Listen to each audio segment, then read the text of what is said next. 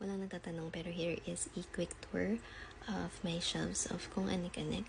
So this one is an SB19 Polaroid. So this is taken from one of their concerts. Hindi ko sure kung Wyatt yan or the first leg of Pagtatag. I think Wyatt. Oh, baka Wyatt yan. And then this is Harry Styles. And then the Lisa album, yung phone kit or mobile kit. Ano matawag doon? Basta yung that version of the album. And then parang clear book, this one, clear book ng photo cards. So mostly Blackpink photo cards yung nandyan. And then that purple one is an Olivia Rodrigo CD. And then this one is a Ariana Grande. Those are gifts from friends.